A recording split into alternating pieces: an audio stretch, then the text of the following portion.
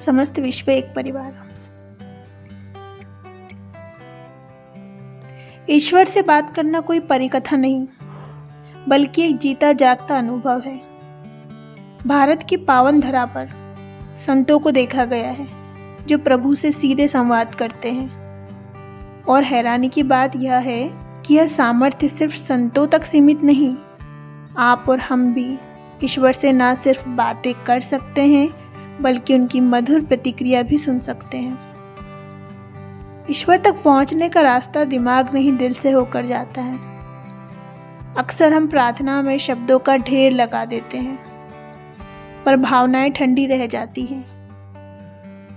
योगानंद जी कहते हैं, ईश्वर से वैसे ही बात करो जैसे एक बच्चा माँ के आगे बेबाक होकर रोता है। उन्हें पिता या माता का स्नेहिल रूप समझो। जिस तरह माँ बच्चे की गलती भूलकर गले लगा लेती है, वैसे ही जगत जननी भक्त की पुकार को नजरअंदाज नहीं करती। क्या वाकई ईश्वर सुनेंगे? यह सवाल मन में आते ही प्रार्थना की शक्ति घट जाती है।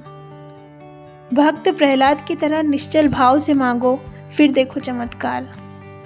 प्रार्थना में ऊर्जा होनी चाहिए। जैसे बादल गरज कर बरसते हैं, वैसे ही दिल की गहराइयों से निकली पुकार ईश्वर तक पहुंचती है। ईश्वर को जटिल शब्दों की नहीं, सच्ची लगन की भूख होती है। सीधे सरल शब्दों में कहो, हे प्रभु, मुझे तुम्हारा साथ चाहिए। ईश्वर चुप इसलिए रहते हैं क्योंकि हमारा ध्यान उनकी माया जनित सृष्टि पर होता है, उन पर नहीं।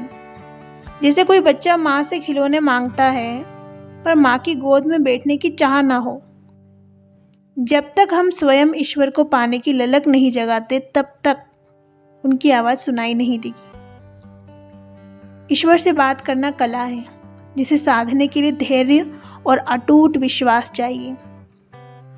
जिस दिन आपने उनकी मधुर आवाज़ सुनी, समझ लेना जीवन का सबसे बड़ा उपहार मिल गया। हमारा रिश्ता ईश्वर के साथ बिना किसी शर्त के प्रेम का होना चाहिए। किसी भी अन्य रिश्ते से ज़्यादा हमें यह अधिकार और स्वाभाविक रूप से यह उम्मीद रखनी चाहिए कि ईश्वर जो दिव्य माँ के रूप में है, हमारी पुकार का जवाब देंगे। क्योंकि एक माँ का अस्तित्व ही है जो अपने बच्चे से बिना शर्त प्रेम करता है। हमारे हृदय में ईश्वर की एक स्पष्ट छवि माँ के तुल्य होनी जरूरी है, नहीं तो हमें स्पष्ट जवाब नहीं मिलता। और प्रभु से जवाब की मांग दृढ़ होनी चाहिए। आधे अधूरे विश्वास वाली प्रार्थना काफ़ी नहीं है। अगर आपने ठान लिया कि वह मुझसे बात करेंगे और चाहे कितने भी साल बीत जाएं, उन पर अटूट विश्वास रखते हैं, तो एक दिन वह जरूर जवाब देंगे। एक योगी की आत्मकथा ग्रंथ में मैंने उन कई मौक़ों के बारे में बताया जब मैंने ईश्वर से सीधे बात की है। मेरा पहला अनुभव जब मैंने दिव्य आवाज़ सुनी, बचपन में हुआ था। एक सुबह मैं अपने बिस्तर पर बैठा हुआ था और गहरे विचारों में खो गया।